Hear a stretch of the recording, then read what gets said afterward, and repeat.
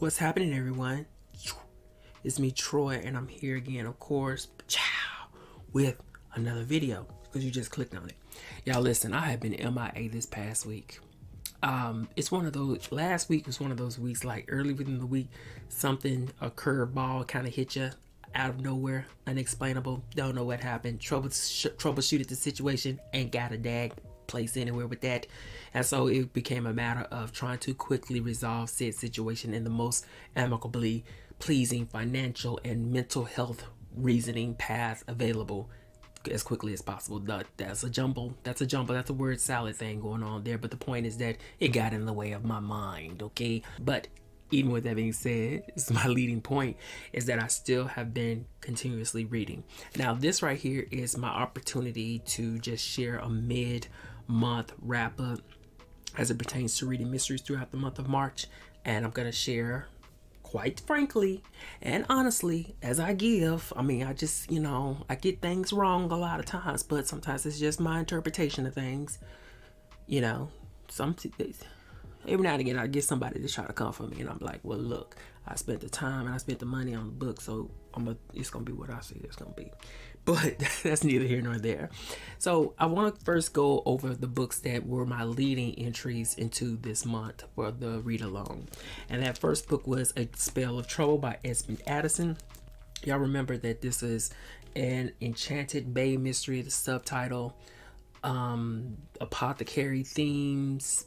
There's the theme of, or it's alluding to, or the synopsis suggests that mermaids, descendants of mermaids, is tied to this. It's a magical shop mystery, cozy mystery, subgenre tackling book.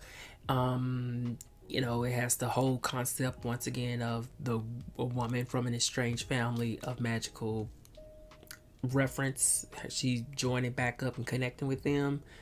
And then there's the whole thing of the aunt is the one who is being framed for murder. Like I said, had a lot of trepidations about picking this up. Was having a moment, and at the end of the day, after 3 weeks, I'm only like 10 pages into the book. There's this severe roadblock hindering me from going forward. One thing I do like that the author did is that she's referencing Poland culture into the book, but it's just not enough. It's just kind of not enough right now. Part of me is like, maybe this is just not the right time to tackle this, but part of me is like, I don't think there is a such thing as time. It's either going to happen or it's not. And then the third part of me is like, I don't think it's going to happen. When I try to read this book, I'm much more geared towards like reading something that I know that I'm enthusiastic about reading, instead of trying to force my way to taking on this book. But as many of you guys are the same as me, you are always very hopeful for the things that you kind of want to engage with within a cozy mystery or a book in general. So that's what keeps you reading. You collect books because you're hopeful for what they have to offer. I'm still in that place. I'm still kind of in that place, but I don't quite think that it's gonna get there with this book. There's just too many other books that I really want to get to, and it's just I simply cannot read all the books out there. But I was hopeful, so I'm not saying 100% no. I'm not saying 100% yes, but A Spell for Trouble, it's going to take a lot more willpower to get through, and I don't have the energy to expend reading with willpower. It has to be one of total, utter immersiveness, engagement, enthusiasm, and excitement. There. So the other book that I was leading March Mystery Madness reading was for the read along of Murder in Old Bombay by Nev March. As you can see, I do have a bookmark in here, and as a read along, I got the corresponding tabs for each week, and I think we're in week 3, maybe we're through 3 or 4 right now. Maybe 3. I haven't been on the forum, and I haven't been on the forum because I haven't been reading the book. That's just the honest truth. Y'all know I'm not gonna play no now, laters, and Laffy Taffy games with y'all. I haven't been reading the book. I did get about only 68 pages into it so far. At the end of the day, I tried to take the book. I checked out the audiobook version of the book, and I haven't picked the audiobook version up in days. As a matter of fact, I think it's going to be due in probably about 4 days from now. And it's just too much of a telling sign. But once again, it's another example of a book that I really I was very hopeful for, but have come to the conclusion that it's just not the book right now. It's just not the book for me right now. And I'm okay with that. Nevertheless, with that being said, and in my previous video, I mentioned how I was much more enthusiastic to read some Elizabeth Peters, which was spurred on by attempting to read this book. I did keep in compliance with the 2x2 theme or motif, I just want to use that word, of March Mystery Madness. And I said, well, what I'm going to do is I'm going to read 2, not 1, but 2 Amelia Peabody books. And that's really difficult for me because generally when I read these books, I can only read 1, and then maybe like months later can I read another one, because sometimes there's this density issue, if you will, with reading them, where it's like I'm exhausted now, okay? But I managed to read book number 15, which I said was Guardian of the Horizon. And this is a book that I mentioned, it takes place after book 9.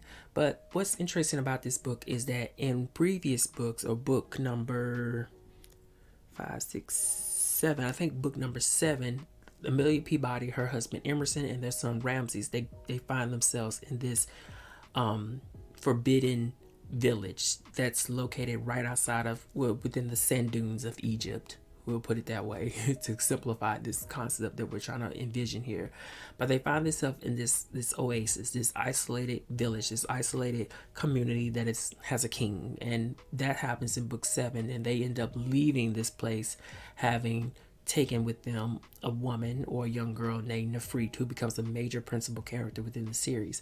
Now, what this book does is this book takes place 10 years after that event, after them escaping, where under some rather lies and false pretenses, they are drawn back to this oasis community, isolated Egyptian community, or what have you, to help that same king who they were having, who they assisted in the book 10 years previous to that time. So they're going back, and they discovered that, like I said, under some false pretenses and some lies that draw them into this place, without giving away the book, things are not as copacetic as they left them to be. And so our team, they have to go about, once again, assisting this king and maintaining his kingdom, his community. And that's where Guardian of the Horizon went off with. I can't say that this is definitely not one of my favorite books in the series. I can really say that the series peaked for me at book number 9, which I think is called Seeing a Large Cat. That's probably the book that is mostly driven by a mystery plot. The other ones, sometimes they can be a little hokey dokey. Still love them. They're very humorous reads. But my point is that, there's a formula after that point, and regardless of what time period Elizabeth Peters goes into, their formula is always at play, specifically around Ramses, Amelia and Emerson's son. He, in every book, he's always somehow either kidnapped or drawn away from the family. He's engaged with a mysterious girl who has ties to the actual nefarious events that takes place. It's kind of the same thing. And after I finished reading this book, that whole thing repeated itself in A River in the Sky, which is technically the penultimate book within the series. And this is a book that Peters published in 2010, and this was the last one that she wrote solely as herself and on her own. The final book was co-written by Joan Hess, I believe her name is. But this book doesn't take place in Egypt. This one actually takes place in Jerusalem. So this is much more of a Middle Eastern adventure for our host of characters. And really, it was just kind of weak. It was just kind of weak sauce. Once again, that same formula that Elizabeth Peters uses went into play with Ramses. And, you know, I don't really have a lot to say about A River in the Sky. I can understand why it's the final book. And really, Elizabeth Peters, I think she's been donned as a grandmaster mystery writer. You know, that's a mystery writer who has written a plethora, a slew, or a whole entire groundbreaking, prolific mystery series over decades. And of course, hers been spanning since the 70s, since the first Amelia Peabody book was published, was in the late 70s. So good for her. So my point is that she probably don't have too much to prove, and this was something that she kind of wrote to fulfill maybe the last or third book of a contract that she wrote, that she signed 3 years previous to this coming out or something. I don't know. It just wasn't the deal. It wasn't the deal. But at the end of the day, I progressed through the series, and I only have 3 more books to read, and it's not going to happen anytime soon, because like I said, once I read one of those books, I've never read them back to back like that before, and that's a lot.